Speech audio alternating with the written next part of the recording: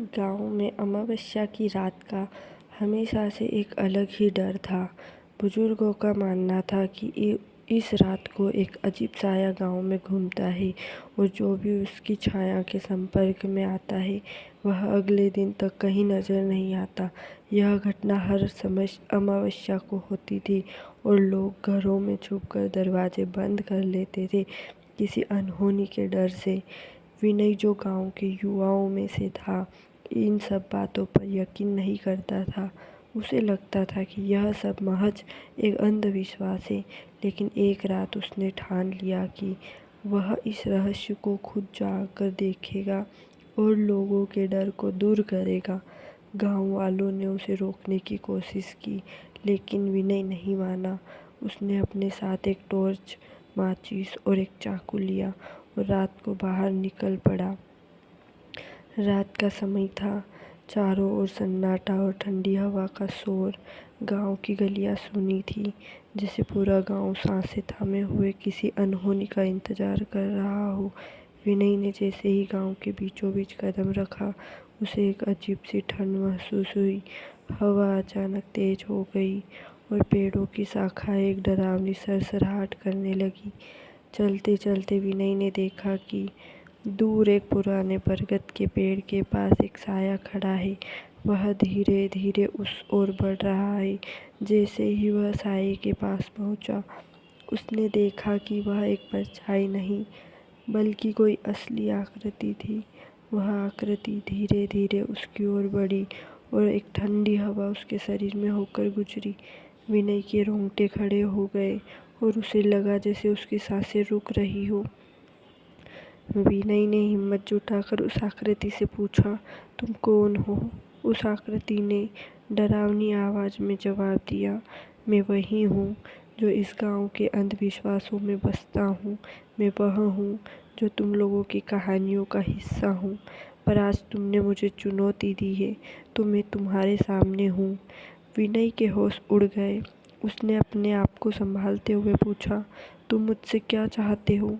आकृति ने धीरे से उसकी ओर इशारा किया और कहा, जो भी मेरे रहस्य को जानने की कोशिश करता है उसे मेरे साथ रहना पड़ता है।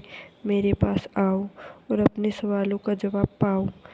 विनय ने हिम्मत कर उसके करीब जाने का निर्णय लिया, लेकिन जैसे ही उसने एकदम आगे बढ़ाया, जैसे उसकी पूरी ताकत उससे छीन ली जा रही है। उसके पांव जैसे जमीन में गड़ गए हों और उसके आसपास अंधेरा गहराने लगा। अचानक से उस आकृति ने एक गूंजती हुई हंसी के साथ कहा, अब तुम मेरे हो। तुम इस रहस्य को जानना चाहा, अब इसी रहस्य का हिस्सा बनो। विनय का मन घबराहट और डर से भर गया। वह वहाँ से भागना चाहता था, लेकिन उसके कदमों में कोई हरकत नहीं हो रही थी। उसकी आंखों के सामने सब धुंधला होने लगा और वह धीरे धीरे बेहोश होने लगा। अगली सुबह गांव के लोग विनय को ढूंढते हुए उसी बरगद के पेड़ के पास पहुंचे। वह उन्हें विनय की चप्पलें मिली, पर खुद कहीं नहीं था। गांव के बुजुर्गों ने सबको बताया कि विनय भी अब उसी रहस्य का हिस्सा बन चुका है। हर अमावस्या की रात को वह साया अब विनय की आवाज़ में गांव में घूमता है और किसी को अपने साथ ले जाने का इंतजार करता है। अब गांव के लोग और भी ज़्यादा डरने लगे थे। अमावस्या की रात उनके लिए और भी ज़्यादा खतरनाक हो गई थी। लोग उस रात को अपने घरों में दुब के रहते और चारों ओर सिर्फ एक ही आवाज़ गूंजती, गाँव में अमावस्या की जो रात उन्हें का उस रहस्य से दूर हमेशा से एक रहने की अलग ही चेतावनी डर था। देती थी। बुजुर्गों का मानना था इस तरह कि इस अमावस्या रात की को रात एक का अजीब रहस्य साया गांव और में भी घूमता गहरा हो है गया। और जो भी उसकी छाया के संपर्क में आता है वह अगले दिन तक कहीं नजर नहीं आता। यह घटना हर समय अमावस्या को होती थी और लोग घरों में छुपकर दरवाजे बंद कर लेते थे, किसी अनहोनी के डर से। विनय, जो गांव के युवाओं में से था, इन सब बातों पर यकीन नहीं करता था। उसे लगता था कि यह सब महज एक अंधविश्वास है, लेकिन एक रात उसने ठान लिया कि वह इस रहस्य को खुद जाकर देखेगा और लोगों के डर को दूर करेगा। गांव वालों ने उसे रोकने की कोशिश की, लेकिन विनय नहीं माना। उसने अपने साथ एक टॉर्च, माचिस और एक चाकू लिया और रात को बाहर निकल पड़ा। रात का समय था। चारों ओर सन्नाटा और ठंडी हवा का शोर। गांव की गलियां सूनी थी, जैसे पूरा गांव सांसें थामे हुए किसी अनहोनी का इंतजार कर रहा हो। विनय ने जैसे ही गांव के बीचों बीच कदम रखा, उसे एक अजीब सी ठंड महसूस हुई। हवा अचानक तेज हो गई और पेड़ों की शाखाएं एक डरावनी सरसराहट करने लगी। चलते चलते विनय ने देखा कि दूर एक पुराने बरगद के पेड़ के पास एक साया खड़ा है। वह धीरे धीरे उस ओर बढ़ रहा है।